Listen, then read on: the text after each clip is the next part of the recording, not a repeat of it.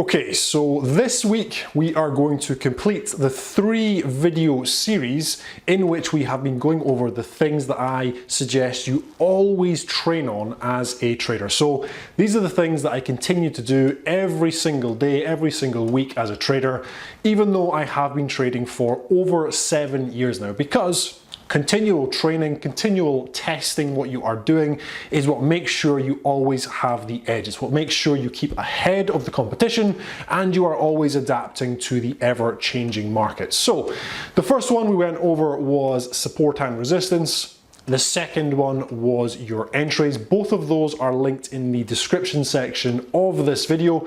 And this week we are going to look at trade management. So this is just as important as the other two. They all kind of work together in sync. Now, with trade management, what I see a lot, and what tends to happen naturally, is that when people are getting into trades, they can have a definite trading plan. However, over time, it starts to change ever so slightly. And the reason it's changing is because the emotional impact, the emotional response you are bringing into the trades. And invariably, what happens is people get into trades and they look to jump out of the trade as quickly as they can because they want to stop the emotional response. They want to stop themselves going through the heightened emotions, things like fear, things like fear of missing out, things like chasing trades, etc. So they get into the trade, they get out of the trade as quickly as possible. And what that tends to lead to is, well, your profitability obviously starts to suffer, but what can also happen is that even if you are trading successfully, you can start to fall back into a break-even trader and even a trader who is losing money. So by continually testing and recording your trade management, it's going to make sure, first of all, you can always quickly reference what you are doing well and what you are not doing well, but it's also going to make sure that you are always working to improve your trade management.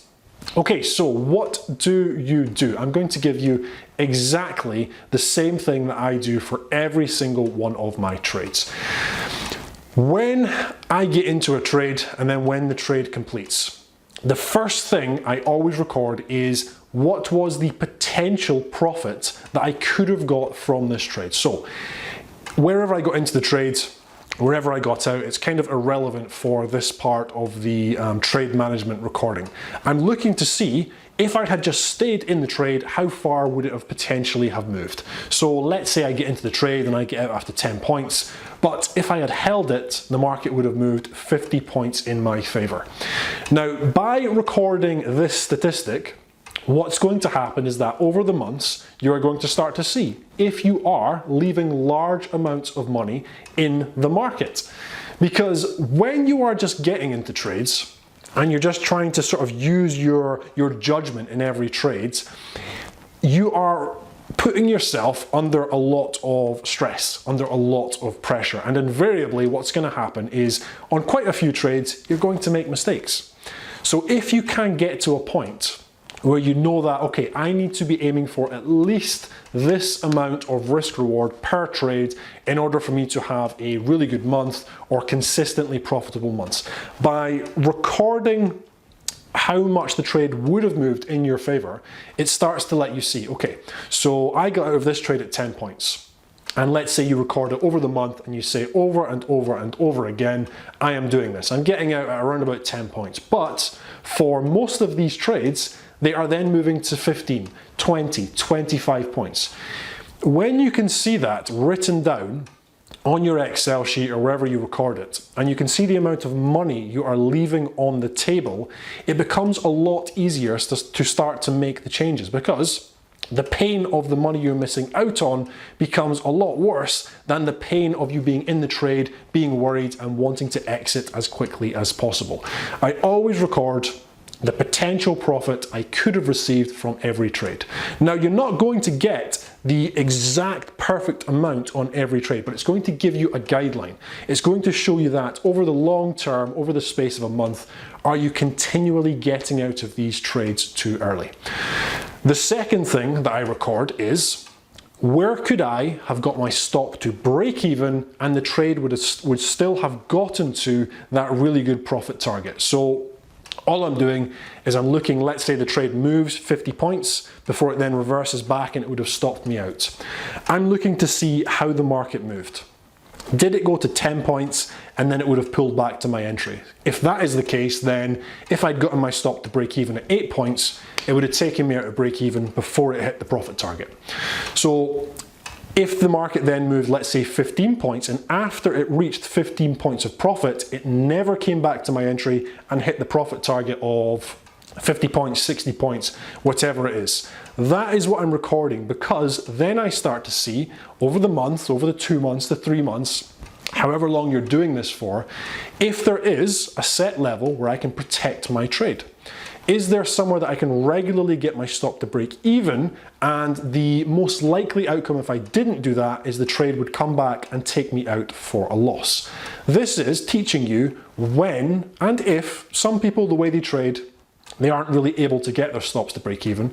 But in most instances, you will find that there is a level where if you get your stop to break even, it's going to protect you from more losses than how many times the trade would get to your profit target. So it's a very, very valuable piece of information. What I've noticed is that over the years, for most of my trades, I can get my stop to break even. Really, at the latest point would be sort of 0.5 to 1 risk to reward. And the times when I let it run a little bit further than that is when I'm in a trade that I consider to be really high probability, because I've noticed through recording these things that I can pick out the high probability trades. So in those ones, it makes more sense to take on a little bit more risk because the reward usually tends to be greater over the longer term. So those are the two things that I record initially. And then what I'm also doing with trade management is I am always testing, 2 to 3 at least, different ways of potentially running profits. And you can change these out as the months progress. I've gone through, I don't even know, probably 50 to 100 different ways to run profits. And I'm always looking, are there ones that are better than what I currently do? So these can be things like using a moving average. If you're in a trade, does it make sense to just hold on to the trade until the market closes through a moving average? And that becomes your sign to exit. Why is that useful? Because it takes the emotion, it takes the judgment out of your hands. You are looking for something very specific. If it does this, then I close out the trade. I am also always looking to see, is there a certain profit target? So could I just run these trades to 1 to 2? I usually test 1 to 2, 1 to 3, and 1 to 4. I've never really found that 1 to 4 is beneficial, or 1 to 3, but it kind of comes and it goes where running my trades to 1 to 2 risk to reward starts to make a little bit of sense. But what I then do is I weigh it up against how I personally trade. So I'm looking at the results and I'm saying, okay, if I just ran these to 1 to 2 risk to reward, I may potentially make an extra 1 or 2% per month. However, I'm going through drawdowns doing this of 2, 3, 4 losses in a row. And I know through trading over the years that personally, psychologically, that would cause me to start making mistakes. I would potentially start looking at entries and talking myself out of it because I was too scared. I'd be too scared that I would get another loss in a row. But I always record, just risk reward levels. Doesn't make sense just to run the profits into those levels.